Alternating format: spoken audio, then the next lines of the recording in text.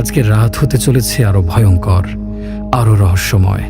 কারণ আমরা নিয়ে এসেছি এমন এক গল্প যা শুনলে হয়তো আপনার রাতের ঘুম হারাম হয়ে যাবে। তবে শুধু আমরাই নয়, আপনিও যদি কোনো ভৌতিক বা রহস্যময় ঘটনার সাক্ষী হয়ে থাকেন, তাহলে আমাদের সঙ্গে শেয়ার করুন।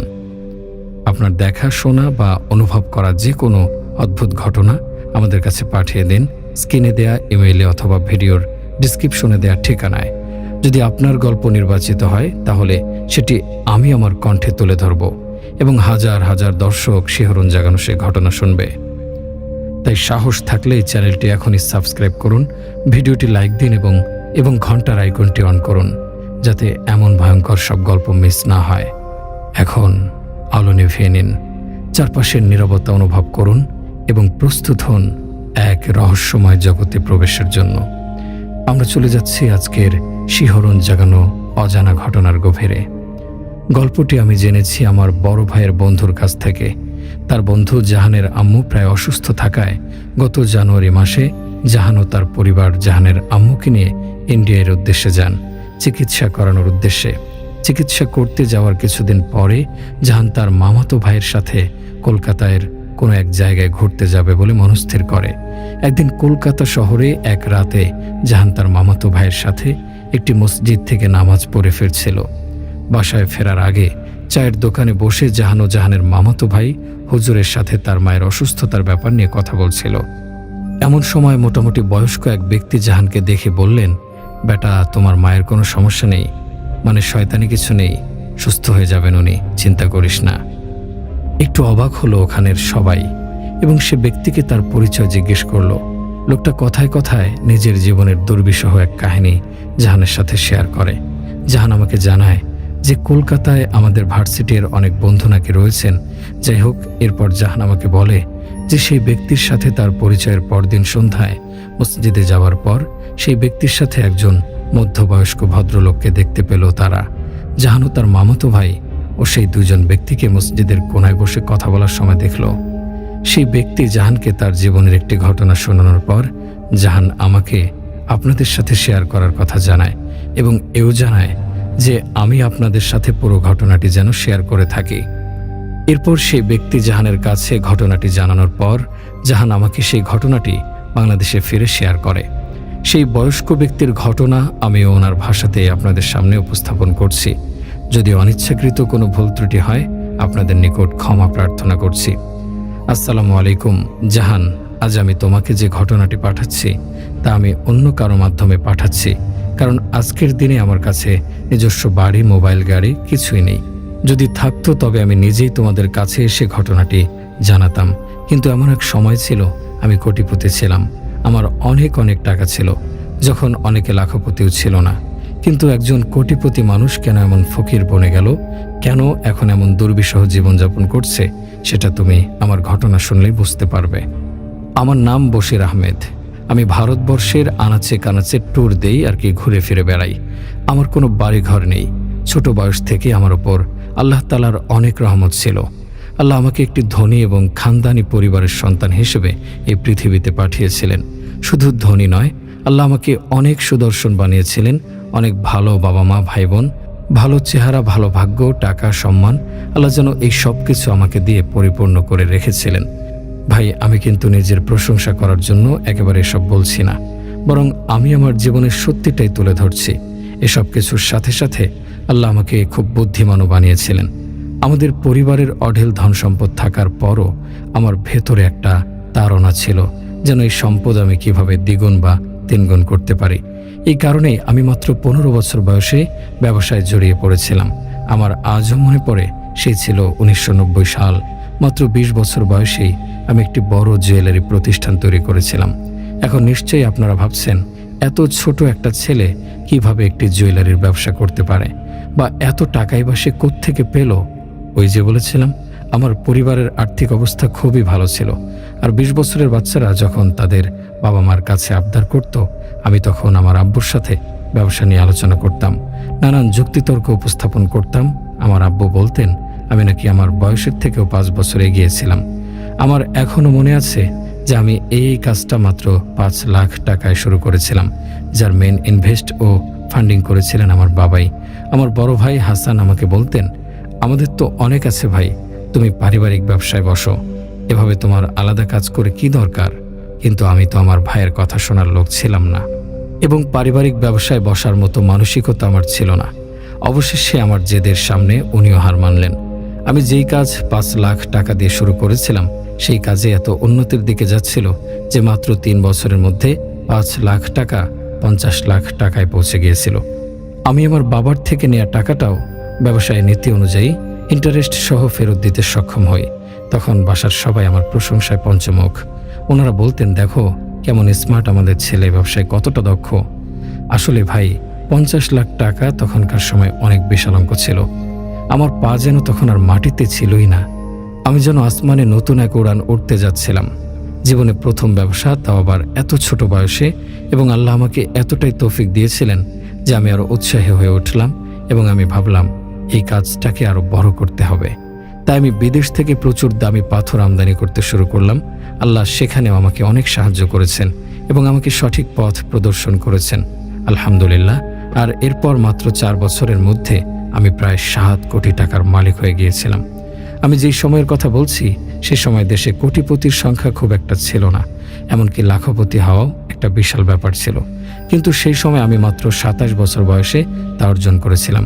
আল্লাহর রহমত ও আমার পরিশ্রমের মাধ্যমে আমার জীবনযাপন ছিল খুবই হাইপাই। নতুন গাড়ি নিয়ে যেখানে ইচ্ছা যেতাম, বৃত্তবান মানুষদের সাথে ওঠা বসা করতাম। আমার মনে হতো আমি জন্ম নিয়েছি খানদানি একটি পরিবারে, আর আমার পরিবার ইন্ডিয়ার সবচেয়ে ধনী পরিবারগুলোর মধ্যে অবস্থান করবে। আমার বাড়িতেও মা বাবা আর ভাইরা আমার প্রশংসা করতেন। তারা বলতেন, সত্যি তুমি তোমার পরিশ্রম আর বুদ্ধিমত্তা দিয়ে এত ছোট বয়সে কি অসাধারণ কিছু করেছ। সে যাই হোক, আল্লাহর অনেক রহমত, অঢেল ধন সম্পদ থাকার পরেও আমি কখনোই অহংকারী ছিলাম না। আর আমার আশেপাশের মানুষরাও আমার এই সাদাসিধে স্বভাব দেখে খুব প্রশংসা করত। এবার আসি সেই মূল কথায়, যেখানে আমার জীবনের পতনের মূল সূত্রপাত হয়েছিল। আমার সকল ভাই ও বোনদের বিয়ে শাদী ধুমধাম করে হয়ে গেছে। তখন আমি একমাত্র অবিবাহিত ব্যক্তি। আমি একাই থাকতাম কাজের কারণে। যেহেতু সব ভাই বোনদের বিয়ে হয়ে গিয়েছিল, তাই আমার বিয়ে নিয়েও আমার আব্বু আম্মু ভাবনা শুরু করে দিলেন। পরিবারের সকল সন্তানদের বিবাহ ইতিমধ্যে সম্পন্ন হবার ফলে আমার উপর বিয়ের চাপটা অনেক বেড়ে গিয়েছিল।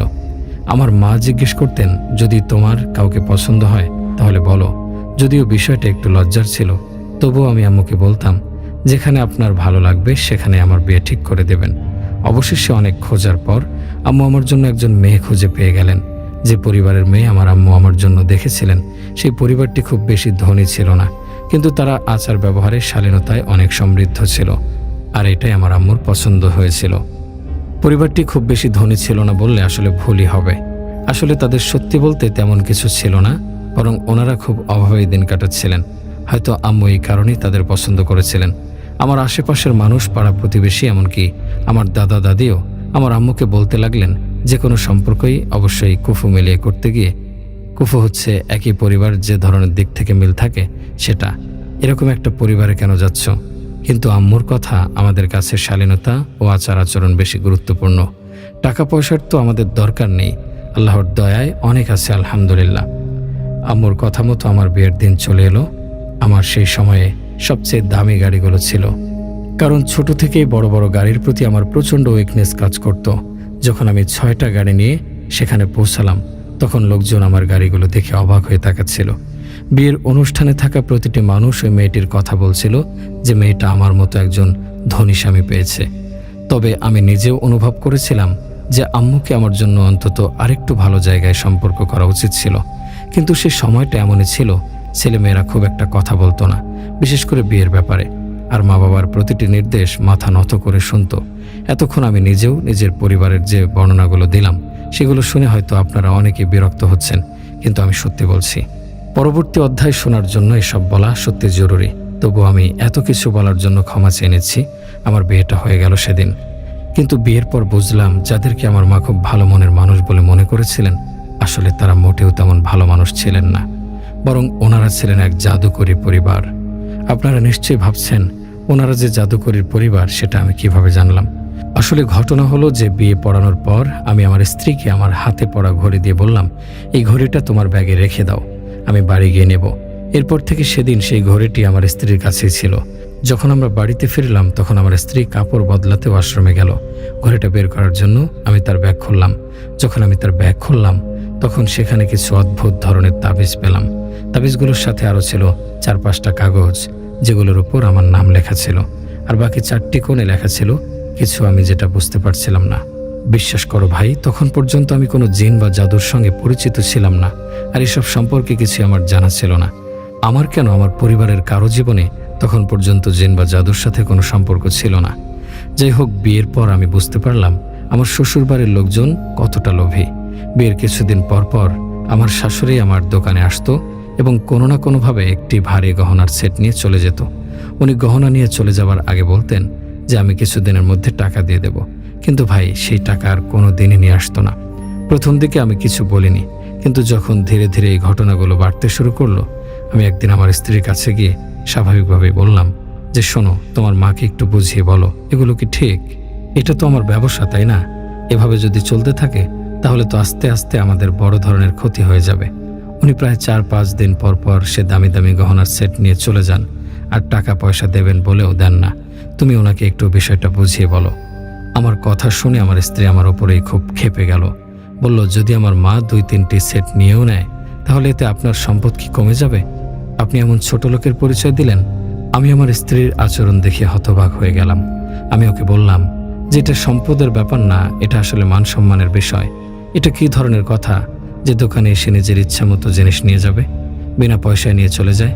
আমার বউ মাটির দিকে তাকিয়ে ঘর থেকে বের হয়ে গেল। আমি জানতাম সে তার বাবার বাড়ি গেছে। সন্ধ্যার মধ্যে সে তার বাবার বাড়ি থেকে ফিরে এসে আমার মুখে সজোরে টাকা ছুঁড়ে মারল। আমি অবাক হয়ে বললাম, এতটুকু সম্মান আমাকে করো? এটা কী ধরনের আচরণ? তোমার স্বামীকে সম্মান দিতে শেখো। তোমার কি এতটুকু ভদ্রতাও নেই? এরপর আমি টাকাগুলো নিয়ে দোকানে চলে গেলাম। দোকানে আমার ম্যানেজার টাকাগুলো গুনে আমাকে জানালো যে আমার শাশুড়ি যত দামের গহনা নিয়ে গিয়েছেন এখানে তার অর্ধেক দামও নেই। আমি বাড়ি ফিরে আমার বউকে বললাম, তুমি যে টাকাটা আমার মুখে ছুঁড়ে মারলে, কিভাবে মারলে? এখানে তো অর্ধেক দামও নেই। তোমার মা তো আমার কাছ থেকে আরও বেশি টাকার জিনিস নিয়ে গেছে। সে আমার দিকে তাকিয়ে বিরক্তি নিয়ে বলল, আধা টাকা তো পেয়েছো, বাকিটাও নাকি সময় মতো পেয়ে যাব। আমার নাকি এত উত্তেজিত হওয়ার কিছু নেই। এই বলে ঘর থেকে বেরিয়ে যাওয়ার আগে সে বলল, আমরা তো ভিখিরি নই যে তোমার টাকায় আমাদের চলতে হবে। আমার বউয়ের এরকম কথায় আমি খুব বিরক্ত হচ্ছিলাম, কারণ একে তো এভাবে জিনিস নিয়ে যাচ্ছে, টাকা দিচ্ছে না, তার উপর আবার বড় বড় কথা বলছে। যদি ওনারা সরাসরি আমার কাছে টাকা চাইতো বা গহনা চাইতো আমি অবশ্যই দিতে রাজি হতাম, কিন্তু যেভাবে আমার সাথে প্রতারণা হচ্ছে তাতে আমি খুবই সমস্যায় পড়ে গেছি। কিছুদিন পরের কথা, আমার স্ত্রী তার বাবার বাড়ি থেকে ফিরে এলো। তার হাতে লাড্ডুর একটা বক্স ছিল। লাড্ডুর বক্স আমার দিকে এগিয়ে দিয়ে সে বলল, আম্মু তোমার জন্য পাঠিয়েছে। আমার ছোট বোনের বিয়ে ঠিক হয়ে গেছে। আমি তাকে বললাম, মাশাআল্লাহ, তোমাদেরকে অনেক অনেক অভিনন্দন, শুভেচ্ছা। এরপর তার আম্মুকেও আমার পক্ষ থেকে শুভেচ্ছা দিতে বললাম এবং জানিয়ে দিলাম যে আমি যদি পাই তাহলে তাদের বাড়িতে যাব এবং আমার শাশুড়িকে নিজে অভিনন্দন জানিয়ে আসব। আমি ছোট থেকে মিষ্টি খুব পছন্দ করতাম। আমি আমার স্ত্রীর আনা সেই বক্স খুললাম এবং লাড্ডু খেতে শুরু করলাম। লাড্ডু খাওয়ার পর আমার মনে হলো যেন আমার মাথা ঘুরতে শুরু করেছে। আমার মনে হলো আমি অজ্ঞান হয়ে যাচ্ছি, কিন্তু অজ্ঞান হওয়ার আগে যে দৃশ্যটা দেখলাম সেটি হলো আমি পড়ে যাচ্ছি আর আমার স্ত্রী আমার দিকে তাকিয়ে হাসছে। যখন আমার চোখ জোড়া খুলল আমি তখন হাসপাতালে। আমার কাছে আমার পরিবারের লোকজনও ছিল, আমার বউ ছিল, আমার শাশুড়িও দাঁড়িয়েছিলেন। আমি উঠে সবার প্রথমে আমার বউকে জিজ্ঞেস করলাম, তুমি লাড্ডুতে কি মিশিয়েছিলে? একদম হঠাৎ করে আমার বউ আর শাশুড়ি অস্থির হয়ে গেল। আমার শাশুড়ি বললেন, বাবা, আমরা তো কিছু মিশাইনি। আমি ওনার থেকে মুখ ফিরিয়ে নিয়ে আমার বড় ভাই হাসানকে বললাম, ওই লাড্ডু খাওয়ার পর আমার শরীর খারাপ হয়ে গেছে। আমার পরিবার অবাক হয়ে আমাকে জিজ্ঞেস করলো, কোন লাড্ডু? আমি বললাম, আমার বউ তার বোনের বিয়ের খবর জানানোর জন্য যে লাড্ডু নিয়ে এসেছিল সেই লাড্ডু। আমার কথা শুনে আমার বউ আর শাশুড়িকে অনেক বেশি চিন্তিত লাগছিল। আমার শাশুড়ি বলছিলেন, কি বলছো বাবা? আমরা তো খুশিতে লাড্ডু পাঠিয়েছিলাম, তো এতে কি কিছু মেশাতে হবে? তোমরা ডাক্তারের কাছে জিজ্ঞেস করো, তাহলে আমরা লাড্ডুতে কিছু মিশিয়েছি কিনা ওরাই বলবেন। আমার ভাই ডাক্তারের কাছে গেলেন। যখন তারা ডাক্তারের কাছে এ ব্যাপারে জিজ্ঞেস করলেন যে আমাকে বিষ বা অন্য কিছু দেওয়া হয়েছে কিনা, ডাক্তার উত্তরে বললেন, না, এমন কিছু নয়, শুধু তার ব্লাড প্রেশারটা লো হয়ে গিয়েছিল, এই কারণে অজ্ঞান হয়ে গিয়েছেন। এখন ডাক্তার ওই ব্যাপারে নিশ্চিত করেছিলেন যে কোনো বিষ জাতীয় কিছু দেওয়া হয়নি। ডাক্তার তো নিজের জায়গা থেকে সঠিক কথাই বলেছিলেন, কারণ বিষ নয়, বরং আমার উপরে জাদু করা হয়েছিল, যা মেডিকেল রিপোর্টে ধরা পড়া অসম্ভব। এরপর দিন আমার শরীর খুবই ভারী হয়ে যেতে লাগলো। আমি দোকানেও প্রতিদিন যেতে পারতাম না। আমার দোকানের ম্যানেজার প্রতিদিন এসে বলতো, ভাইজান, আপনার শাশুড়ি এসেছিলেন, 2টো সেট নিয়ে গেছেন। ম্যানেজারের কথাগুলো আমি শুনতাম, কিন্তু আমি জানি না কেন কিছুই বলতে পারতাম না। একেবারে চুপ হয়ে যেতাম। না স্ত্রীকে কিছু জিজ্ঞেস করতাম, না ম্যানেজারকে কিছু বলতাম। শুধু এতটুকুই বলতাম, নিয়ে গেছে, যাক, পরে আসলে আবার দিয়ে দিও। আমার মনে আছে ওই ম্যানেজার আমার দিকে অদ্ভুত চোখে তাকিয়ে দেখতো আর মনে মনে বলতো, তোর মাথা ঠিক আছে তো ভাই? টাকা মনে হয় তোর গাছে ধরে। আমি প্রায়ই আমার শ্বশুর বাড়ি যেতাম, কিন্তু শ্বশুর বাড়িতে আমি কেন যেতাম সেটা আমি জানি না। মনে হচ্ছিল আমি যেন একটা রোবট হয়ে গেছি। শুধু ঘরে পড়ে থাকি আর ছাদের দিকে তাকিয়ে থাকি, আর সময় পেলেই শ্বশুর বাড়ি চলে যাই। সারাদিন সেখানে থাকতে আমার ভালো লাগতো। আমার চেহারা আর জীবনযাত্রা দেখে আমার ভাইয়েরাও চিন্তিত হয়ে পড়েছিলেন। মা আমাকে বুঝিয়ে সুঝিয়ে বলতেন, বাবা, তোমার কি হয়েছে? নিজেকে সামলাও, দেখো তো ফাটা কাপড় পরে ঘুরছো। আমি শুধু শুনতাম, কিন্তু আমি তাদের প্রশ্নের কোনো উত্তর দিতে পারছিলাম না। এভাবে জীবন চলে যাচ্ছিল, আর আমার বিয়েরও 2 বছর হয়ে গেছে। আল্লাহর রহমতে আমার টুইন বাচ্চা জন্ম নিয়েছে। আমি তাদের জন্য পাগল ছিলাম। নিজের যে কোনো কিছুর থেকে তাদের 2 বোনকে আমি সব থেকে বেশি ভালোবাসি। কিন্তু আমার স্ত্রী সন্তান প্রাপ্তিতে একদমই খুশি না। তার আচরণ দেখে মনে হতো সে বাচ্চা চায়নি কখনো। কখনো বাচ্চা হওয়ার পর সে প্রায় 2 মাস করে নিজের বাপের বাড়িতে চলে যেতে শুরু করলো এবং বাচ্চাদের নিয়েই সেখানে থেকে যায়। সে জানতো আমি আমার বাচ্চাদের কতটা ভালোবাসি, তাদের ছাড়া আমি একদিনও থাকতে পারবো না। কিন্তু সে জেনেও আমাকে বিরক্ত করার জন্য মায়ের বাড়িতে বসে থাকতো। যদিও আমার শাশুড়ির আমার দোকান থেকে গহনা কিনে নিয়ে যাওয়ার ব্যাপারটা এখনও চলছিল। একদিন আমি খবর পেলাম আমার দোকানে এক কারিগর দোকান থেকে 1 লাখ টাকার গহনা নিয়ে পালিয়ে গেছে। এই কারিগরটি সেই ছিল যে প্রতিদিন আমার ম্যানেজারকে হিসাব দিত। আমার দোকানের স্টাফদের আমি এমনভাবেই বলে রেখেছিলাম যে আমি না থাকলে পুরো দোকানটা তাদের হাতেই থাকতো। এটা আমার ব্যবসার জন্য খুবই খারাপ একটা সিদ্ধান্ত ছিল। আমার দোকানে না যাওয়ার কারণে কাজ স্লো হয়ে গেল। তার উপর ছেলেগুলো সুযোগ পেল, নিজেদের ইচ্ছে মতো চলতে লাগলো। মাঝে মাঝে তো দোকান দুপুর পর্যন্ত বন্ধই থাকতো। এখন আবার ওই কর্মচারী চুরি করে পালিয়ে গেছে। চুরির পর আমার পরিবার আমাকে বুঝিয়ে বলল, রিয়াদ, তুই দোকানে যা, একটু সময় দে। তোর বিয়ে হয়ে গেছে, কিন্তু তুই কেন এমন হয়ে গেছিস? বুঝতে পারছি না। তাদের কথায় আমি দোকানে যাওয়া আবার শুরু করলাম, কিন্তু 1-2 ঘন্টার বেশি বসে থাকতে পারতাম না। এত বেশি জটিলতা হচ্ছিল, নানা চিন্তা আসতে লাগলো মনে। কখনো মন খারাপের চিন্তা, কখনো কারিগর ধোঁকা দিয়ে, কখনো এদের নিয়ে, আর কখনো ওদের নিয়ে। আমার মনে হতো আমি দোকান থেকে উঠে পালিয়ে যাই। যখন শ্বশুরবাড়ি যেতাম তখন বাচ্চাদের সাথে দেখা করতে গেলে সেখানে স্ত্রীর আচরণ খুব খারাপ থাকতো। আমি ডিপ্রেশনের শিকার হতে শুরু করলাম। মনে হচ্ছিল আমার মধ্যে অনেক খারাপ দিক আছে। এই কারণে মানুষ আমাকে আর পছন্দ করতো না। আর ডিপ্রেশন দেখে আমার ভাই আমার বন্ধুদের সাহায্য নিলেন। এমন খারাপ পরিস্থিতিতেও আমার স্বাভাবিক হবার একটু ছিল, কারণ এখনও আমার পুরনো কিছু ভালো বন্ধু বান্ধব ছিল। একদিন এক কাছের বন্ধু আমাকে জোর করে বাড়ি থেকে টেনে নিয়ে গেল। সে আমাকে প্রথমে একটা পার্কে নিয়ে গেল। সেখানে আগে থেকেই আমার আরও কিছু পুরনো বন্ধু উপস্থিত ছিলেন। আমরা সবাই একে অপরের পাশে বসলাম। আমি তাদের সাথে বিয়ের পরে প্রথমবারের মতো দেখা করতে গিয়েছি। তারা আমাকে জিজ্ঞেস করলো, তুই কোথায় চলে গিয়েছিলি রে ভাই? কিরে, তোর কি ভাবিকে বেশি পছন্দ হয়েছে যে বন্ধুদেরও ছেড়ে দিলি? আমি তাদের কোনো কথার উত্তর দিতে পারছিলাম না। যখন তারা আমার চুপচাপ থাকা আর আমার চেহারার এমন অবস্থা দেখলো, তখন তারা আমার জন্য অনেকটা চিন্তায় পড়ে গেল এবং জিজ্ঞেস করতে লাগলো, তোর কি হয়েছে? তোর এই মলিন মুখ, পুরনো কাপড়, তোকে তো চেনাই যাচ্ছে না। আমি বিষয়টি এড়ানোর জন্য বললাম, দোস্ত, বিয়ের পর দায়িত্ব বেড়ে যায়, তারপর মানুষ নিজেকে সময় দিতে পারে কোথায়? এরপর আমি দেখলাম একদম হ্যান্ডসাম একটা ছেলে যে কোট প্যান্ট পরে এসেছে আমার সঙ্গে এসে বসে গেল। সে সবার সাথে হ্যান্ডশেক করছে আর সবাই তার সঙ্গে এমনভাবে কথা বলছে যেন তারা তাকে ভালো করে চেনে।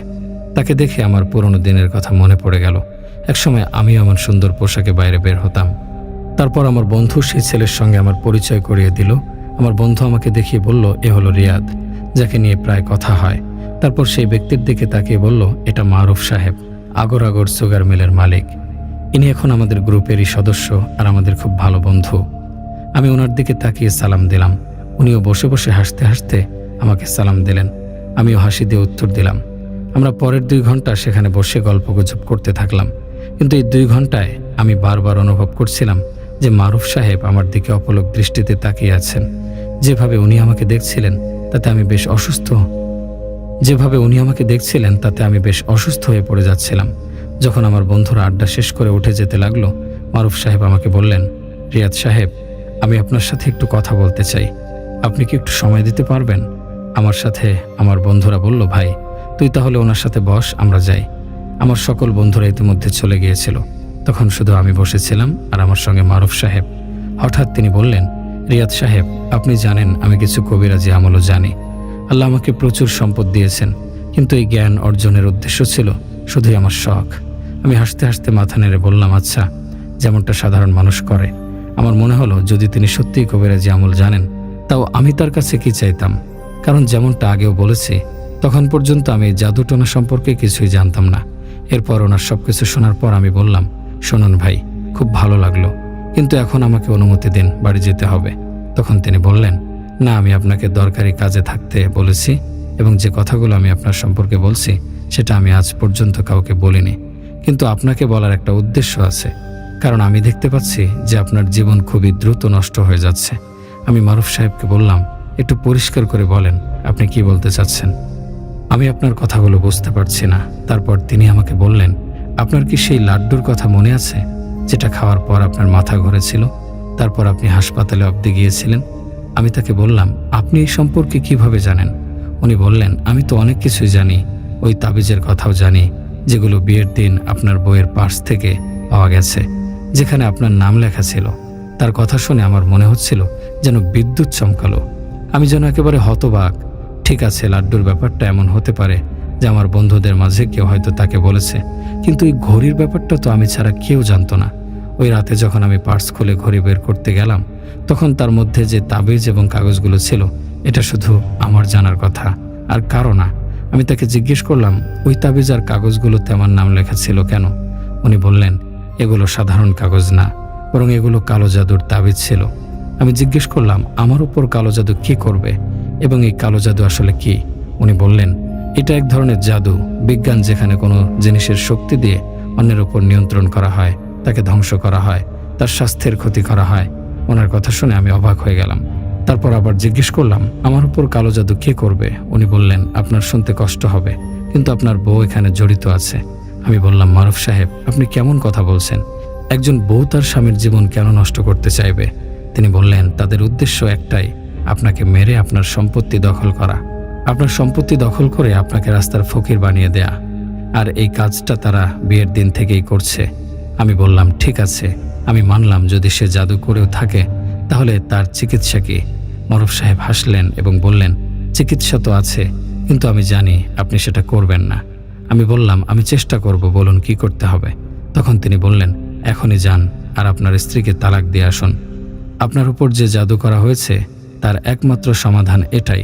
এরপর কি করতে হবে সেটা আমি বলে দেব। তালাকের কথা শুনে আমার মাথায় বাজ পড়ল। আমি বললাম, আমি তাকে তালাক দিতে পারবো না ভাই, আমি কোনোভাবেই তালাক দিতে পারবো না। আর যদি তালাক দেই, তাহলে সে আমার বাচ্চাদের সাথে দেখা করতে দেবে না।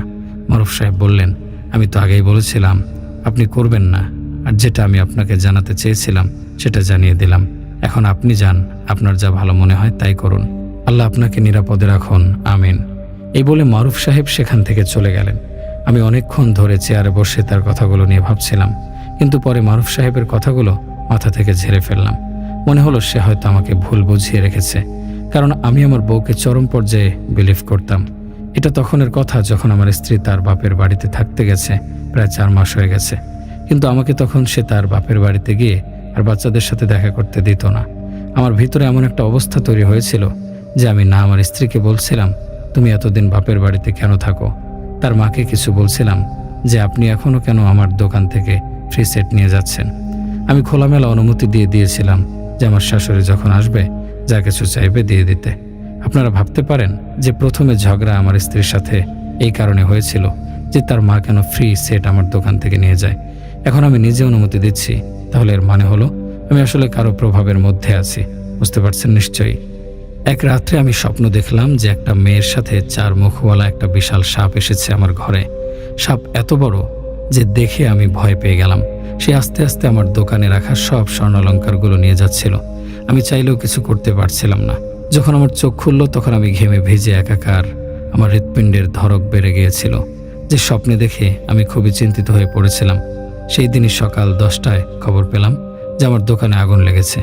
আমি আর আমার ভাই সবাই দোকানে গিয়ে দেখলাম পুরো দোকান পুড়ে ছাই হয়ে গেছে।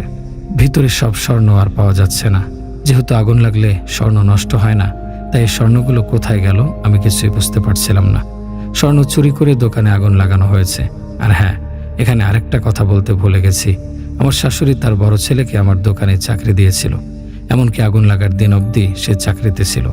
সে 1 সপ্তাহ আগেই দোকানে জয়েন করেছিল। তার মানে কি কেবল 1 সপ্তাহ হয়েছে সে এসেছে, আর এমন ঘটনা ঘটল। আমি দোকানের সব দায়িত্ব ওকে দিয়েছিলাম, কারণ সে আমার পরিচিত, আর সব থেকে বড় কথা সে আমার আত্মীয়। কমপক্ষে কর্মচারীদের একটা লাইনে রাখা যাবে তার মাধ্যমে, এই ভেবেই আমি তাকে চাকরিটা দিয়েছিলাম তার মায়ের কথা শুনে। কিন্তু সে যা করেছে সেটা কর্মচারীদেরও পেছনে ফেলে দিয়েছে। এরপর আমার ভাই হাসান বলছেন, এই কাজের হয়তো তোমার বউয়ের ভাইয়ের হাত আছে, সব ওর করা। কিন্তু আমি তাদের বলছিলাম, ভাই যা হওয়ার হয়ে গেছে, টাকা কি জিনিস, আবার কামাই করে নেব। আমার ভাই আমার মুখের দিকে তাকিয়ে বলেছিলেন, এটা কি বলছিস, তোর কি মাথায় সমস্যা হয়েছে? এত কিছু হয়ে গেল, এখনো নিজের শাশুড়ি পরিবারকে কিছু বলছিস না কেন? আমি বললাম যে বলছি না, কোনো সমস্যা নেই। তোমাদের এই ঘটনার কিছুদিন পর আমার স্ত্রী ফিরে এলো। আমি তো শুধু আমার বাচ্চাদের দেখে খুশি হয়ে গিয়েছিলাম, এবং তাদের দেখে আমার ব্যবসার এত বড় ক্ষতিটাও আমি ভুলে গিয়েছিলাম। আমার স্ত্রীর আচরণও আমার সাথে অনেক ভালো হয়ে গিয়েছিল। হঠাৎ করে সে আমাকে সান্ত্বনা দিচ্ছিল, বলছিল পেরেশান হবেন না, এটা আল্লাহর তরফ থেকে একটা পরীক্ষা। পরের 1-1.5 মাস আমার খুব ভালো কেটেছে, বাচ্চাদের সাথে খেলতে খেলতে, এবং স্ত্রী তো খুব ভালো আচরণ করলো। তারপর আমার স্ত্রী আবার তার বাপের বাড়িতে চলে গেল। 2 দিন পর ফিরে এলো, তার হাতে একটা ক্ষীর রান্না করা কাচের বাটি ছিল। সে বলতে শুরু করলো, আমি আপনার সমস্যার জন্য কোরআন খতম দিয়েছিলাম, আর এই ক্ষীর হাফেজদের খাওয়ানো হয়েছে, আর একটা পড়া ক্ষীর, তাই আমি ভাবলাম যে আপনার জন্য নিয়ে আসি। আমার বউয়ের কথা শুনে যখন আমি ক্ষীরটা খেলাম, তখন যেন আমার অন্যদিকে আর কোনো খেয়াল ছিল না। আমি যেন আমার বউয়ের পোষা কুকুরের মতো প্রভুভক্ত হয়ে গিয়েছিলাম। যেমন যখন আমি ক্ষীরটা খাচ্ছিলাম, আমার স্ত্রী আমাকে বলছিলেন যে আপনি আপনার সম্পত্তির অংশের দাবি করুন, এবং আপনার ভাইদের বলুন যেন তারা আপনার অংশ দিয়ে দেয়। আমার আম্মু আব্বু মারা গিয়েছিলেন এর মধ্যে, আর আমার সব খরচ আমার ভাই চালিয়ে নিচ্ছিলেন। এটা ঠিক যে তাদের দোকান বা এই বাড়িতে আমার অংশ ছিল, কিন্তু এত কিছুর উন্নতিতে সব কষ্ট তো আমার ভাইয়েরই। আমি তোর জীবনে শুধু নিজের কাজই সামলেছি। আমার ভাই খুব ভালো মানুষ ছিলেন। তিনি আমার কষ্ট দেখে কখনোই বলেননি তুমি কেন দোকানে আসো না, বরং উনি আমার সব খরচ নিজেই তদারকি করতেন এবং আমাকে ভালো পরামর্শ দিতেন। আমাদের পরিবারের জুতার ফ্যাক্টরি ছিল। আমরা পুরো ভারত জুড়ে আমাদের জুতা বিক্রি করতাম। শুধু দিল্লিতে আমাদের 3-4টা দোকান ছিল। আমার ভাই সেখানেও বসতেন। আমি জীবনে কখনো ভাবতে পারিনি যে আমি আমার ভাইয়ের বিপক্ষে যাব বা তার সাথে এমন কোনো আচরণ করব যাতে করে আমাদের সম্পর্ক নষ্ট হয়। কিন্তু জানি না ওই দিন কি হয়েছিল। ক্ষীর শেষ করে আমি বাটিটা পাশে রেখে সোজা আমার বড় ভাইয়ের কাছে চলে গেলাম। আমি তাকে বললাম যে আমার নিজের অংশ চাই। আমার বড় ভাই জিজ্ঞেস করতে লাগলেন যে কি এমন হলো, কি এমন দরকার পড়লো যে তুমি তোমার অংশ দাবি করছো? আমি বললাম আমি আমার কাজ করতে চাচ্ছি, তাই টাকাটা দরকার। তিনি বললেন, ভাই তুমি আগে যে কাজ করছিলে সেটা তো মাঠে মারা গেছে, এখন তোমার কাজ করার কি দরকার, যখন বাড়িতে বসে টাকার ব্যবস্থা হয়ে যাচ্ছে তোমার। আমি যাই করছি সব তো তোমার আর আমারই, অংশ নিয়ে কি করবে?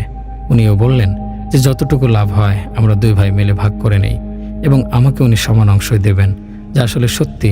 ভাইজানের কথা শুনে আমি কিছুটা চুপ হয়ে গিয়েছিলাম, কিন্তু এরপর আমি আমার ভাইকে বললাম সেটা ওনার জন্য খুবই অপমানজনক ছিল। আমি ওনাকে বললাম আমি জানি যে সে আমার সম্পত্তি নিজের নামে করে নিতে চাচ্ছেন। এই ব্যাপারে আমি ওনাকে আদালতে যাবার হুমকি দিলাম। আমার বড় ভাই হতভম্ব হয়ে আমার কথা শুনছিলেন। তিনি জানতেন এই অবস্থায় আমি আমার শ্বশুরবাড়ির পক্ষে ছিলাম। তিনি এও জানতেন যদি তিনি আমাকে সম্পত্তি দিয়ে দিতেন তাহলে আমি সেটা শ্বশুরবাড়ির উপর লুটিয়ে দিতাম। এভাবে বিষয়টা প্রতিদিন চলতে লাগলো। আমি কখনো ঘরে ভাইয়ের সাথে লড়াই শুরু করে দিতাম, আবার কখনো দোকানে গিয়ে তাকে অপমান করতাম। আমার ভাই প্রতিদিনের ঝগড়াঝাটিতে বিরক্ত হয়ে গিয়েছিলেন। একদিন উনি আমাকে ডেকে জিজ্ঞেস করতে লাগলেন, বলো কতটা ভাগ আছে তোমার? আমি সব হিসাব করে বললাম, এবং হিসাব আমার যা অংশ এসেছিল তার চেয়ে দ্বিগুণ সম্পদ দাবি করলাম। আমার ভাই এতটাই ভালো মানুষ ছিলেন যে উনি নিজের মালিকানার একটা দোকানও আমাকে দিয়ে দিলেন এবং বললেন, এরপর থেকে সামনে আসার চেষ্টা করো না, আমাদের জন্য তুমি মরে গেছো। আমি খুব খুশি হয়ে বাড়িতে ফিরলাম। আমার স্ত্রীকে সেই দোকানের কাগজ দেখালাম। সেও খুব খুশি হয়ে বলছিল, এমনই হয় সিংহ, তুমি সিংহের মতো কাজ করেছো। স্ত্রীর প্রশংসা শুনে আমি গর্বে ফুলে উঠেছিলাম, কিন্তু বাস্তবে আমি পুরোপুরি তার দাস হয়ে গিয়েছিলাম। সে যা বলছিল আমি তাই করছিলাম। একদিন সে জিনিসপত্র প্যাক করতে করতে বলল, চলো তাহলে আম্মুর বাড়িতে যাই। আমরা আমাদের সম্পত্তি নিয়ে এসেছি, এখন তার সাথে থাকতে পারবো না। এরপর আমি শ্বশুর বাড়িতে চলে গেলাম।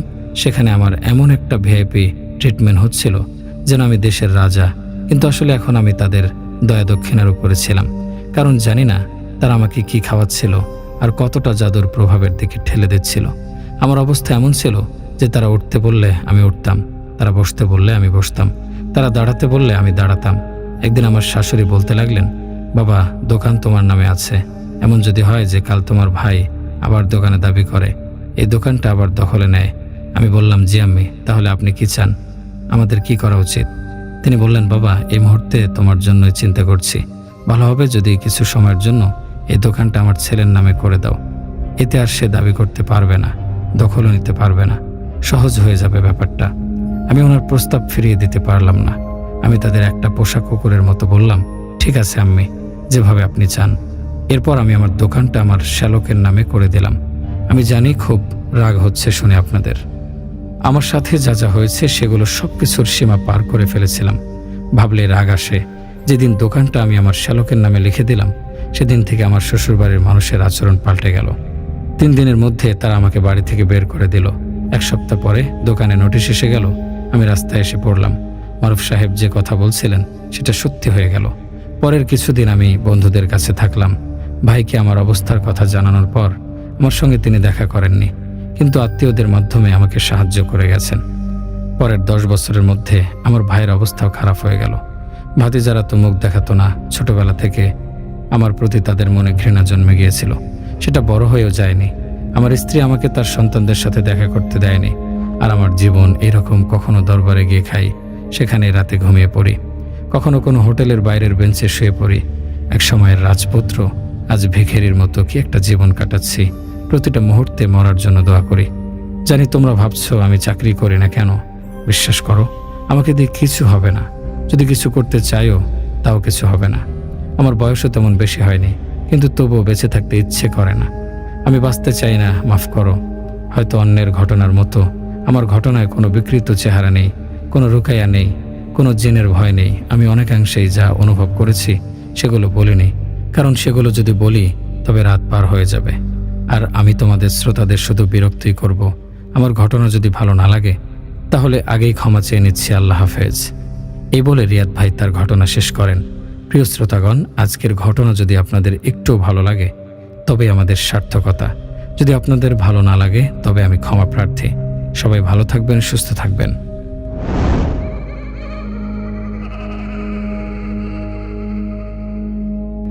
ঘটনাটি আমি আমার এক চাচির কাছ থেকে শুনেছিলাম। অনেকটা মজা করেই চাচির কাছে শুনতে চেয়েছিলাম একটা ভূতের গল্প। বুঝতে পারিনি এটা শোনার পর থেকে আমার এরকম অবস্থা হবে। 2005 সালের কথা। আমার চাচি একটি গার্লস স্কুল আর কলেজে পড়তো, যেটি একটা সময় রাজমহল ছিল। স্কুল আর কলেজটির একটাই বড় বাউন্ডারি ছিল, কিন্তু পরবর্তীতে সরকারি সিদ্ধান্তে ওটাকে স্কুল কলেজ করার কারণে একটি বাউন্ডারি দিয়ে 2টা ভাগ করে দেয়া হয়। চাচি যখন ক্লাস 9-এ পড়ে তখন সে হঠাৎ একদিন স্কুলের পেছনের দিকটায় যায় তার বান্ধবীর সাথে চটপটি খাবে তাই। ওইখানে স্কুলের দারোয়ান চাচা তার ফ্যামিলি নিয়ে একটি ঘরে থাকতো। সেই চটপটি বিক্রি করত। তো চটপটি খেতে খেতে পিছনে একটা রাস্তা আছে, ওখানে কেউ কখনো যায় না। স্কুল কর্তৃপক্ষের বিশেষ নিষেধ আছে, ওখানে যাওয়া যাবে না। ওখানে নাকি একটি ওয়াশরুম আছে যেটি 7 দরজাওয়ালা। এটা সবসময় চাচিকে ভাবাতো। চাচি ভেবেছিল যাতে কেউ ওই দিকটা না যায়, তাই সবাইকে বারণ করা হয়েছে। চাচির বান্ধবী ছিল চাচির মতনই। চাচিও তার বান্ধবী ঠিক করলো আজ যেভাবেই হোক ওই ওয়াশরুমে তারা যাবে, গিয়ে দেখবে এটার ভিতরে 7টা দরজা কিভাবে থাকে। যেই বলা সেই কাজ। এটা ছিল অনেক পুরনো বিল্ডিং। বিল্ডিংয়ের রং ছিল হালকা কমলা। পুরো স্কুলটা ভেঙে নতুন করে রং করা, কিন্তু শুধু এটাই অর্ধেক রং নতুন, বাকি অর্ধেক পুরনো। মূল ভবনের পিছন দিকটায় হওয়ায় এটা সামনে দিয়ে চোখে পড়ে না, আর এর সামনে আশেপাশে জঙ্গলের মতন। সকাল 10:30 সময় মনে হয় এই দিকটায় সন্ধ্যা এমন অন্ধকার। চাচির হাতে চটপটির থালা। তার বান্ধবী দেখছে আশেপাশ দিয়ে কেউ দেখছে কিনা। সবাই যে যার কাজে ব্যস্ত তখন। এমনিতেও এই দিকটায় কেউ আসে না। চাচি দেখল প্রথমে একটি কাঠের দরজা। দরজায় হাত দিতেই দরজা খুলে গেল। ভিতরে খুব ময়লা, এত ময়লা যে কাশি শুরু হয়ে গেল, কিন্তু বেশি কাশি দিলে তো আশেপাশের মানুষ জেনে যাবে। তারা এখানে ফাঁকা রুমে আওয়াজ বেশি হয় এমনিতেও।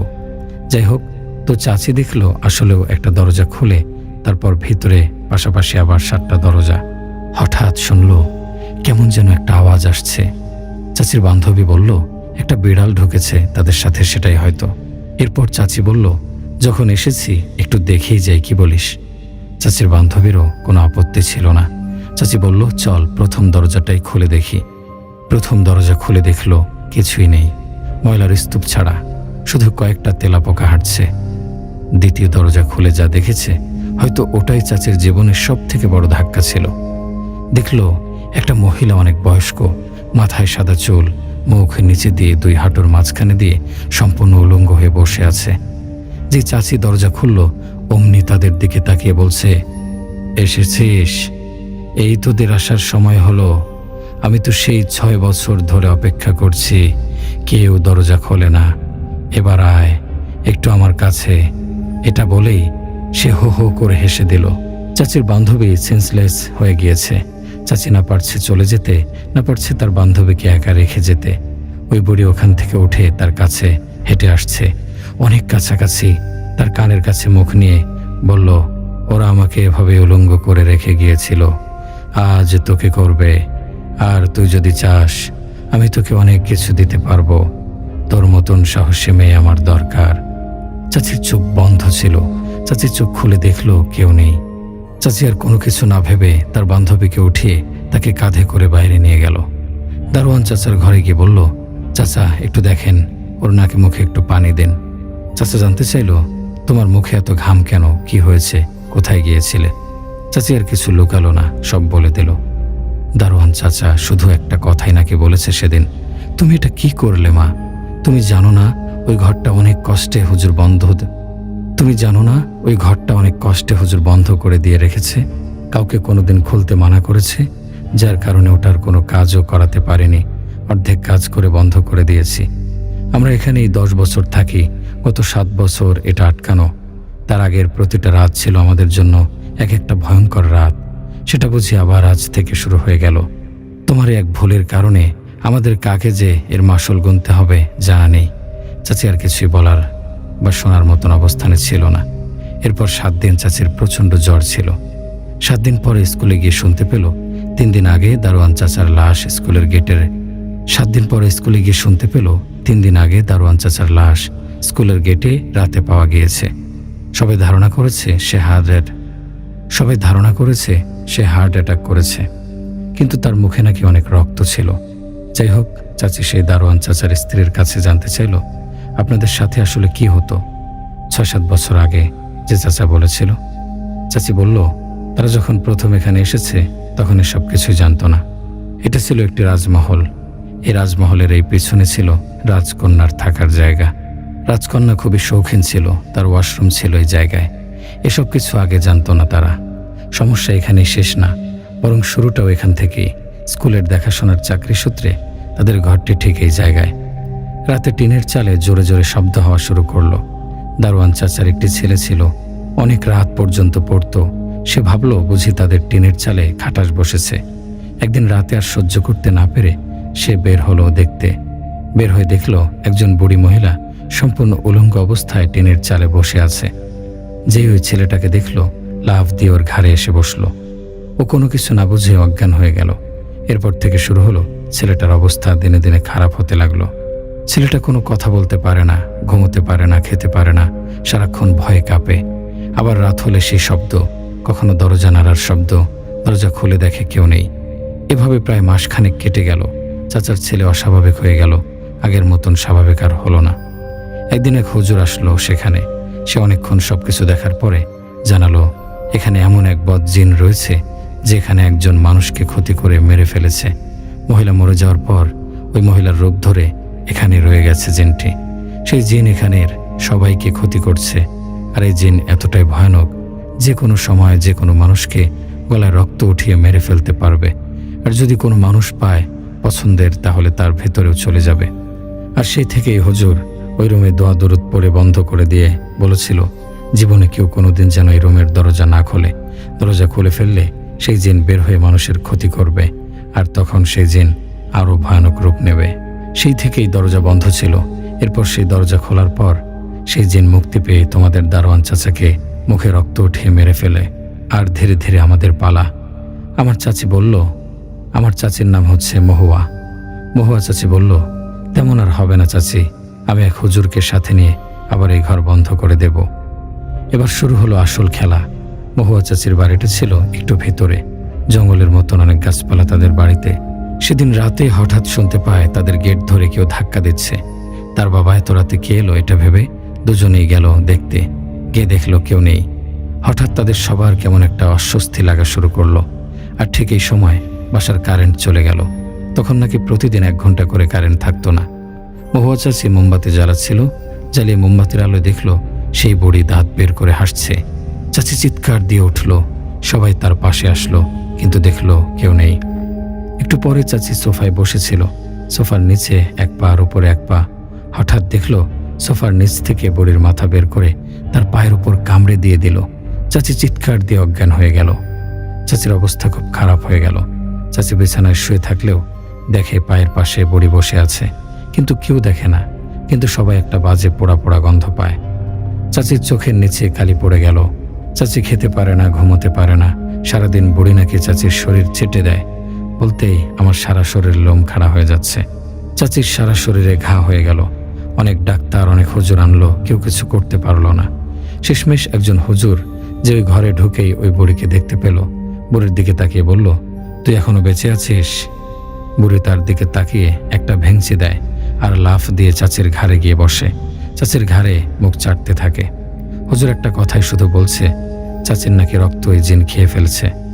এরপর ওই জিনের কারণে চাচি খুব অল্প দিনের মাঝেই মারা যাবে।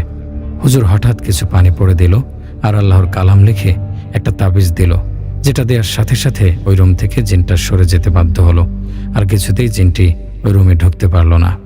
এরপর চাচির অবস্থা আগের থেকে ভালো হওয়া শুরু করলো, কিন্তু ওই রুমের বাইরে যাওয়া তার জন্য নিষেধ হলো প্রায় মাসখানেক এর জন্য। ওই রুমেই বন্দি থাকতে হলো। কিন্তু রুমের দরজা জানালা নাকি ঝড় হলে যেমন জোরে জোরে বাড়ি খেত সেভাবে শব্দ হতো। এরপর থেকে শুরু হলো চাচির বাড়ির বাকি সদস্যদের সাথে নানা রকমের ঘটনা। একদিন চাচির মা রান্নাঘরে রান্না করছিল। হঠাৎ শুনল তার রান্নাঘরের শিঙের শব্দ। সেখানে গিয়ে দেখলো শিং দিয়ে ধোঁয়া বের হচ্ছে। একটু ভয় পেয়ে দূরে সরে গিয়ে হঠাৎ একজন মানুষের সাথে ধাক্কা খেলো। পেছনে ফিরে দেখলো উলঙ্গ বুড়ি। এরপর এক রাতে তার বাবা, ভাই সবাই বুড়ি কোনো না কোনোভাবে দেখা দিল। হুজুর বলেছিল এই 1 মাস যেন চাচি কিছুতেই গরুর মাংস না খায়। ঠিক যেদিন 1 মাস পূরণ হবে সেদিন হঠাৎ চাচি রুম থেকে বের হয়ে রান্নাঘরে গিয়ে পাতিল নিয়ে কোনো কারণ ছাড়াই গরুর মাংস ছিল সেটা গিয়ে খেয়ে নিল। খেয়ে অজ্ঞান হয়ে গেল। কেউ জানে না চাচি সেদিন এমন কেন করেছিল, কিন্তু সেই কাজের কারণে আবারও সেই বুড়ি চাচির ঘাড়ে উঠে বসলো। চাচির অবস্থা আবার বেশ খারাপ হয়ে গেল। চাচিকে নাকি ঘুমের ওষুধ দিয়ে ঘুম পাড়িয়ে রাখা হতো। চাচির পাশে বসে সেই বুড়ি নাকি সারাদিন বিড়বিড় করত। চাচি সেই ঘুম অবস্থায় সব কথা শুনতে পেত। বুড়ি নাকি 42 সালে সেই মহলে প্রথম ঢুকেছিল রাজকন্যার সাজগোজের দায়িত্ব নিয়ে। আর সে জিন ছোট থেকে তার ছিল। সেই মহলের যে জমিদার ছিল সে ছিল বড়ই অত্যাচারী। সে তার নিজের কন্যার জন্য যেসব দাসী নিয়ে আসতো তাদের কেউ ছেড়ে দিত না, তাদের উপর অনেক অত্যাচার করত। একদিন সব দাসীরা মিলে সিদ্ধান্ত নিল এই অত্যাচারী জমিদারকে শেষ করে দেবে। সে কথা সেই জমিদার টের পেয়ে যায়। আর সে এতটাই খারাপ মানুষ ছিল যে তার নিজের কন্যাসহ তার মহল জ্বালিয়ে দেয়। সব মানুষগুলো মারা গেলেও এই জিন থেকে যায় সেখানে। আর এই জিন এখন চাচির সাথেই থাকতে চায়। চাচিকে নাকি সে বিয়ে করবে। এরপর চাচি আর তার বিয়ে হবে। এসব চাচির নিজের মুখে না শুনলে আমি জীবনে কোনোদিন বিশ্বাস করতাম না। চাচি এসব বলছিল আর কান্না করছিল। আমি বুঝতে পারিনি চাচির জীবনে এটা এমনভাবে দাগ ফেলে দিয়েছে যে চাচির প্রতিটা ঘটনা সব মনে আছে, তাও খুব নিখুঁতভাবে। এরপর চাচির বাবার একটা বড় ধরনের অ্যাক্সিডেন্ট হয়। সেই অ্যাক্সিডেন্টের পর থেকে চাচির বাবা আর হাঁটতে পারেন না, সম্পূর্ণ বিছানায়। ওদিকে চাচির এই সমস্যা থেকে বের হওয়ার জন্য হুজুর সহ তাদের একটা নদীর পাড়ে যেতে হবে। নদীর মাঝখানে গিয়ে তাদের এই জিনকে মেরে ফেলতে হবে। এরপর চাচির ভাইকে নিয়েই সেখানে যেতে হবে। এটা ছাড়া আর কোনো উপায় ছিল না, কারণ চাচির বাবা একদম বিছানায়। কিন্তু এই যাওয়াতে ছিল প্রচণ্ড বাধা। তখন তাদের বাড়ি থেকে নদীতে যেতে প্রায় 2 ঘন্টা বাসে করে যেতে হয়, যেটা ছিল খুবই কষ্টকর। এর মধ্যে চাচির ভাইয়ের সাথে আরেকটা ঘটনা ঘটে যায়, যেটা ছিল আরেকটা রহস্য। যখন চাচি গল্পটা শোনাচ্ছিল ঠিক তার পাশেই তার খালাতো ভাই বসা, যিনি তাদের সাথে পরের দিন নদীতে যাবেন। তিনি বললেন সেও এই ঘটনাটি হতে চায়, তার নিজের মুখের মতনই তুলে ধরছি। চাচির ভাই বলতে শুরু করলেন, পড়াশোনার চাপ হঠাৎ খুব বেড়ে যাওয়ায় নিজেদের সময় দিতে পারছিলাম না। হঠাৎ দুই বন্ধু মিলে সিদ্ধান্ত নিলাম আজ বিকেলে একটু ঘুরতে যাব। যে বলা সেই কাজ। দুপুর বেরিয়ে গেলাম। জায়গাটার নাম আপনাদের সুবিধার্থে বলে দিচ্ছি, গাজীপুর ইকো পার্ক। অনেকেই হয়তো ওখানে গিয়েছেন এবং ওখানের কথা শুনেছেন, কিন্তু আসলে জায়গাটার জন্য না জায়গাটার সাথে এই ঘটনার সাথে কোনো মিল নেই। হয়তো কাকতালীয়ভাবে ওখানে বসেই আমার সাথে এই ঘটনাটি ঘটল। যাই হোক, মূল প্রসঙ্গে ফিরে আসি। আমি আর আমার বন্ধু মহিবুল ওখানে পৌঁছাতে 3:30 বেজে গেল। তো আমরা অনেক ধরনের জিনিসই ওখানে গিয়ে দেখলাম। ওখানে একটা জায়গা আছে যেটা একটু ঘাসের মতন, একটু জঙ্গল টাইপের পিছনটা। হঠাৎ দেখলাম ঘাসের মধ্যে কিছু একটা নড়াচড়া করছে। ভাবলাম হয়তো ইঁদুর বা ছোট কাঠবিড়ালি, যেহেতু এটা ইকো পার্ক। কাছে গিয়ে দেখলাম এটা একটা কবুতর, কিন্তু কোনো স্বাভাবিক কবুতর নয়, একটি আঘাতপ্রাপ্ত কবুতর। আর এই আঘাতও কোনো স্বাভাবিক আঘাত নয়। কবুতরটির গলা দিয়ে রক্ত পড়ছে আর গলায় একটা তাবিজ বাঁধা আছে। আমি যেহেতু দর্শনে পড়ি, এসব নিয়ে কখনোই এর আগে জ্ঞান ছিল না।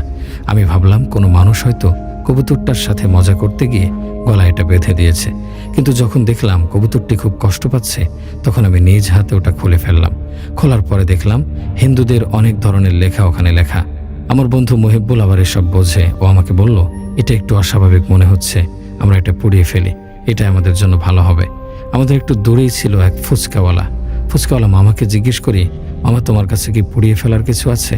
মামা বলল, হ্যাঁ আমার কাছে লাইটার আছে। তো আমরা একটু দূরে গিয়ে লাইটার দিয়ে এটা পুড়িয়ে ফেলি। তো এখন আমরা ভাবলাম এই কবুতরটি দিয়ে কি করব। ফুচকাওয়ালা মামা বলল, মামা আমি তো কবুতর পালি, আপনারা কবুতরটি আমাকে দিয়ে দিন। আমরাও দেখলাম কবুতরটির অবস্থা খুব খারাপ, একটু পরে হয়তো মরে যাবে, তাই আমরা এটা ফুচকাওয়ালা মামাকে দিয়ে দিলাম। তো বাসায় ফেরার পথেই আমি দেখলাম আমার হাতটা খুব ব্যথা করছে এবং মাথা প্রচণ্ড ব্যথা করছে, মানুষের জ্বর আসলে যেমন হয়। আমরা 4-5 বন্ধু মিলে একটি বাসা মেসের মতন করে থাকি। সেখানে একটা রুমে 2 জন করে থাকে। তো সেদিন আমার রুমমেট বাড়ি চলে গিয়েছিল। বাসায় গিয়েই আমি শুয়ে পড়ি কিছু না খেয়ে। বাসায় যাওয়ার পর দেখলাম আমার ডান হাতটা একদম অনেক ফুলে গিয়েছে। পানি আসলে যেমন হয় বা কোনো পোকা কামড় দিলে যেমন অনেক ফুলে ওঠে, সেরকম। আমার বন্ধুদের দেখালাম, ওরা বলল একটা নাপা খেয়ে ঘুমিয়ে যা। আমি নাপা খেয়ে শুতে চলে গেলাম। আমার রুমটা ছিল কর্নারে, 2টা বেড, 2টা টেবিল, এছাড়া একটা থাই গ্লাসের জানালা। তো আমি শুয়েছিলাম হয়তো 8টা বাজে তখন। মাঝে মাঝে সকালে এসে কুটকুট করে শব্দ করে জানালার সাথে সেটার একটা শব্দ হয়। আমি হঠাৎ সেই রাতে শুনতে পেলাম সে কুটকুট শব্দ আমার ঘুম ভেঙে গেল। ঘুম ভাঙার পরে আমি চেক করলাম এই রাতে কোনো পাখি শব্দ করে, কিছুই দেখতে পেলাম না। পরে শরীরটা সঙ্গ দিচ্ছিল না, ডাইনিংয়ে গিয়ে শুয়ে পড়লাম। ঘুমের মধ্যে আমি স্বপ্নে দেখলাম একজন অনেক বড় চুল এবং সেই চুলে অনেক জট এবং তার পরনে একটি লাল ধুতির মতন জিনিস, অনেকটা তান্ত্রিকের মতো দেখতে। সে কঠিন চোখে আমার দিকে তাকিয়ে আছে আর আমাকে বলছে, আজকে তুই এই কাজটা একদম ঠিক করলি না, কি শাস্তি তোকে পেতেই হবে। আমার শরীরে ঘাম দিয়ে ঘুম ভেঙে গেল, প্রচণ্ড ভয় পেয়ে গেলাম। উঠে পানি খেলাম, তৃষ্ণা কিছুতে মিটছে না। জীবনে প্রথম এরকম ভয় পেলাম। এরপর ডাইনিংয়ের লাইট জ্বালানো অবস্থায় ঘুমিয়ে পড়লাম। সেদিন রাতে বারবারই ভয়ে ঘুম ভেঙে যাচ্ছিল। শরীর এতটা খারাপ, তবুও ঘুম ভেঙে যাচ্ছিল। ব্যথাটা অনেক বেড়ে গেল। সকালের দিকে বাবার ফোনে ঘুম ভেঙে গেল। বাবা জানালো আমার ফুফু মারা গিয়েছে, এখনই ব্যাগ গুছিয়ে বাড়ি যেতে হবে। আমিও কোনো কিছু চিন্তা না করে বাড়ির দিকে রওনা হলাম। আমার বাড়ি খুলনা। আমি সায়দাবাদ থেকে বাসে উঠলাম সকাল 10টা নাগাদ। আমি বাসে ওঠার পরও খুব অসুস্থ বোধ করছিলাম। আমার পাশের সিটটা ফাঁকা ছিল। বাসে বসে ঘুমিয়ে গেলাম। বাসটা ভাঙা এসে একটু থামলো, তখন ঘুমটা ভেঙে গেল। পাশে তাকিয়ে যেটা দেখলাম সেটার জন্য আমি একদমই প্রস্তুত ছিলাম না। পাশে ঠিক সেই লোকটা যাকে আমি গতকাল রাতে তান্ত্রিক রূপে স্বপ্ন দেখেছি, কিন্তু এর পরনে ছিল প্যান্ট শার্ট। আমার দিকে কঠিন চোখে তাকিয়ে আছে। আমি ভয় পেয়েও মাথা ঠান্ডা রেখে তাকে জিজ্ঞেস করলাম, আপনি কোথা থেকে এখানে উঠলেন, কোথায় যাচ্ছেন? আমার কোনো প্রশ্নের উত্তর সে দিল না। আমার দিকে সে কঠিন চোখে তাকিয়ে আছে, যেন আমি ভস্ম হয়ে যাব। সে আমাকে কোনো কথা না জিজ্ঞেস করলে শুধু জিজ্ঞেস করলো, বাবু তোমার হাতে কি হয়েছে? আমি বললাম কিছুই হয়নি, হঠাৎ করে ব্যথা এবং ফুলে ওঠা। আমার দিকে তাকিয়ে হেসে দিল। এরপর আমি অন্যদিকে ফিরে ঘুমানোর চেষ্টা করলাম। তার দিকে তাকানোর আর কোনো সাহস হলো না। ঘুমিয়ে পড়েছিলাম। হঠাৎ উঠলাম বাসের 20 মিনিটের ব্রেকে। সেখানে আমি এবং সেই লোকটি একসাথে নামলাম। নামার পর আমি আমার কাজে ব্যস্ত হয়ে পড়লাম। ফ্রেশ হলাম, একটু খাবার খেলাম। তাকে আর কোথাও নজর পড়ল না। ভাবলাম হয়তো এত মানুষের ভিড়ে কোথায় যেন আছে। ব্রেক শেষ হলে বাসে উঠলাম। ওঠার পর বাস যখন প্রায় ছেড়ে দিচ্ছে, কন্ডাক্টরকে বললাম, ভাই আমার পাশের লোকটি আসেনি, একটু দেখেন কোনো দিকে গেল। উনি গুনে বললেন, এখানে তো 28 জনের এন্ট্রি, 28 জনই আছে, আপনার পাশে তো কেউ ছিল না ভাই। আমার বুকের ভেতরটা ধক করে উঠল। কিছু না বলে চুপ করে ফুফুর বাড়ি আসলাম। ওখানে গিয়ে কাউকে কিছু বললাম না, কারণ সবার মন খারাপ। জানাজা হলো, দাফন হলো। এদের বাড়ি পৌঁছাতে পৌঁছাতে প্রায় বিকেল।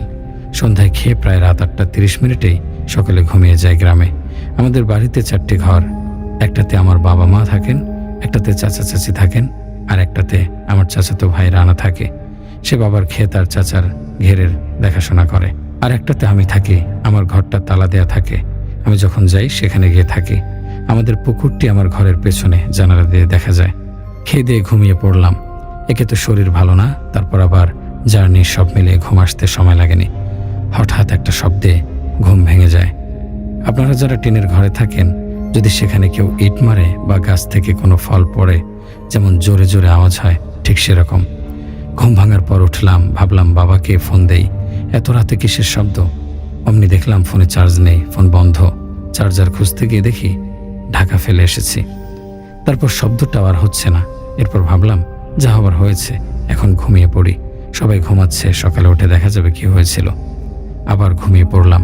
মাঝরাতে ঘুম ভেঙে গেল কয়েকজন মানুষের কথার শব্দে। বুঝতে পারলাম আওয়াজটা পুকুর পাড় থেকে আসছে। জানালা হালকা খুলে দেখলাম 5 জন জেলে জাল নিয়ে দাঁড়িয়ে আছে, এখনই জাল ফেলবে। আমাদের ঘেরের মাছ ফজরের পরপর বাজারে নিয়ে বিক্রি করা হয়। তাই ভাবলাম মনে হয় আরেকটু পরে আজান হবে। এরা মাছ ধরতে এসেছে। আমি ডাকলাম, ভাই একজন একটু এদিকে আসুন। একজন আসলো, বাকি সবাই আমার দিকে তাকিয়ে আছে। আমার একটু অস্বস্তি লাগছে, তবুও ভাবলাম এরা তো জেলে, একটু কথা বলে নেই। ভাই আমার চাচা কোথায়? এখানে আপনাদের একা মাছ ধরতে কে বলল? ওনারা বলল চাচা এখানেই ছিল, এখন একটু সরিষা ক্ষেতের দিকে গিয়েছে, এখনই চলে আসবে।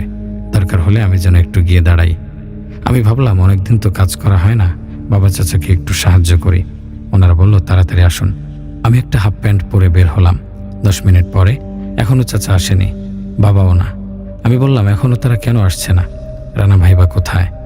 ওনারা বলল আপনি একটু গিয়ে দেখুন শ্মশান ঘাটের ওখানে কোনো সমস্যা হলো কিনা। আমি জিজ্ঞেস করলাম উনি কি ওখানে একা গিয়েছে? তারা বলল সেটা ঠিক জানি না, আপনি চলুন, আমরা আপনার সাথে যাচ্ছি, দেখি কি কিছু হলো নাকি। আগেই বলে রাখি, আমাদের সরিষা খেতে যেতে একটি খালের মতন আছে। সেই খালের ওই পারেই শ্মশান ঘাট, যেখানে হিন্দুদের পোড়ানো হয়। তো আমার সাথে যেজন কথা বলছিল, সে একটি হারিকেন হাতে এগোচ্ছে। অনেক দূর যাচ্ছি, কোনো আলো নেই, শুধু একটু হারিকেনের আলো। একটু দূরে যেতে জিজ্ঞেস করলাম যে ভাই আপনার বাড়ি কোথায়? হঠাৎ শুনতে পেলাম বলল টঙ্গী। আমার গা শিউরে উঠল, কণ্ঠটা কেমন যেন অন্যরকম। আর টঙ্গী এখানে মানুষের বাড়ি কেন হবে? ওই লোক আমার থেকে একটু পেছনে ছিল। পেছন ফিরে তাকিয়ে দেখলাম কেউ নেই। আমার শরীরের সকল লোম খাড়া হয়ে গেল। সামনে খালের ওই পারে দেখলাম সেই তান্ত্রিক লোকটা। আমি স্বপ্নে তাকে যে কাপড়ে দেখেছিলাম, ঠিক সেই কাপড়ে। উনি এক পলকের মাথায় খালের ওপার থেকে এপারে চলে এলো। আমাকে বলল, তুই যে কাজটি করলি সেটা ঠিক করলি না, এবার তো সেই শাস্তি পেতেই হবে। সেই শাস্তি তোকে আমি এখন দেব। এরপর আমাকে ধাক্কা দিয়ে সরিষা ক্ষেতের মধ্যে ফেলে দিল। আমার পা টান দিয়ে নিচে শুয়ে ফেললো। এরপর উনি আমার বুকের উপর বসে পড়ল। কিন্তু আশ্চর্যের ব্যাপার হচ্ছে, আমার বুকে কোনো ওজন ছিল না। উনি আমার গলা চেপে ধরলো। আমার মনে হচ্ছিল আমার গলা দিয়ে কোনো শব্দ বের হচ্ছে না। এরপর আমার শরীরটাকে উল্টো করে ফেললো। মনে হলো যে আমি কোনো মানুষ না, একটা পুতুল। আমার পা ধরে টেনে নিয়ে যাচ্ছিল আর বলছিল, আমার জাদুর উপর শক্তি প্রয়োগ, আজ তুই বুঝবি আমার উপরে বাধা সৃষ্টি করার ফল কি হয়। এরপর খালের উপর দিক দিয়ে একটা খুঁটি বাঁধা ছিল, যেটাতে গরু বাঁধা হয়, যার কারণে ওটা খুব শক্ত। ওটা আমি ধরে ফেলি। কিন্তু বিশ্বাস করুন, আমার শরীরে কোনো শক্তি ছিল না, মানসিক শক্তি দিয়েই সব করছিলাম। আমাকে খুব জোরে টানছিল পায়ের দিক দিয়ে। হঠাৎ দেখলাম রানা ভাই আমার দিকে দৌড়ে আসছে। আমার আর কিছু মনে নেই, শুধু শেষবারের মতন তান্ত্রিক লোকটাকে দেখলাম যেন হাওয়াতে মিশিয়ে গেল। সকালে ঘুম ভাঙলো, দেখতে পেলাম আমি আমার খাটে শুয়ে আছি। রানা ভাই আমার পাশে, তাকে জিজ্ঞেস করলাম কি হয়েছিল রাতে। আমার জ্ঞান যাওয়ার পর সে বলল সে ক্ষেত পাহারা দিচ্ছিল। তখন কিছু শব্দে সে দেখার জন্য আসে। আসার পর দেখলো আমাকে কিছু একটা টেনে খালের দিকে নিয়ে যাচ্ছে, কিন্তু আমার পায়ের দিকে কেউ নেই। বুঝতে পেরেছিল যে কিছু একটা খারাপ শক্তি এসব করছে। সে সময় মতো না পৌঁছলে হয়তো আমি আর বেঁচে ফিরতে পারতাম না। এরপর বাবাকে পুরো ঘটনা খুলে বললাম। বাবা ইমাম সাহেবের সাথে ব্যাপারটা বলল। তিনি আমাকে একটি তাবিজ আর পানি পড়া খেতে বলল, আর সবসময় দোয়া, জিকির আর 5 ওয়াক্ত নামাজ সময় মতো পড়ার জন্য বলল। আমি যখন জানতে চাইলাম জেলেদের ব্যাপার, তখন ইমাম সাহেব সব খুলে বলল। আসলে সেই কবুতরের গায়ে যে তাবিজ ছিল সেটা ওই তান্ত্রিক কারো ক্ষতির জন্য করেছিল। ওই কবুতরের সাথে যাকে ওই জাদু করা হয়েছে সেই লোক মারা যেত, আর ওই জেলেগুলো ছিল মানুষরূপী জিন, যারা ওই তান্ত্রিকের কথা মতো আমাকে বাড়ি থেকে বের করে সেই জায়গায় নিয়ে যায়। আর ওটাও তান্ত্রিকের রূপ নিয়ে একটি জিন ছিল, যার কারণে আমি ছাড়া কেউ তাকে দেখেনি। আর তার শরীরে কোনো ওজন ছিল না, সে হাওয়াতে মিলিয়ে যেতে পেরেছে। যাই হোক, চাচির ভাইয়ের এই ঘটনাটি পড়ে শোনাতে চেয়েছিলাম, কিন্তু এই দুটির একটি যোগসূত্র রয়েছে যার কারণে এটা বলতে হচ্ছে। পরের দিন তারা রওনা দিল। বাধা আর বাধা। হঠাৎ তারা মাঝপথে দেখল একজন তান্ত্রিক চাচির ভাইটি নাকি হঠাৎ খুব ভয় পেয়ে গেল। কারো বুঝতে অসুবিধা হলো না এটা সেই তান্ত্রিক। এরপর তার নৌকায় উঠে নদীর ঠিক মাঝখানে গেল। হুজুরের দোয়া দরুদ পড়া যতটাই বাড়ছে, নৌকার দোলনই ঠিক ততখানি বাড়ছে। চাচি অসুস্থ হয়ে পড়ল। নৌকায় বসে হঠাৎ করে কোথা থেকে যেন সেই বুড়ি আর তান্ত্রিক দুজনেই চলে আসলো। হুজুরকে অনেক চেষ্টা করেও তারা থামাতে পারল না। অনেক দোয়া দরুদ, আল্লাহর কালাম পড়ার পর হুজুর তাদের দুইজনকে থামাতে সক্ষম হলো, কারণ হুজুর ছিল খুবই একজন পরহেজগার মানুষ। এটা যেন তেন হুজুর পারত না। এরপর হুজুর বলল, এরা দুজন মানুষ ক্ষতি করা মানুষ, এদের দুইজনকে আপাতত পানির নিচে নামাতে পেরেছি আল্লাহর অশেষ রহমতে। কিন্তু আপনাদের সবাইকে 5 ওয়াক্ত নামাজি সাথে সাথে আমল করতে হবে, তাহলে এরা কোনো কিছু আর কারো ক্ষতি করতে পারবে না ইনশাল্লাহ। এই ঘটনা বলার পর থেকে আমি কিছুতেই শান্ত হতে পারিনি। চাচি এখন সম্পূর্ণ সুস্থ, কোনো ধরনের সমস্যা নেই। কিন্তু এই ঘটনাটি আমার জন্য একদম নতুন। আমি কখনোই বিশ্বাস করতাম না এসব।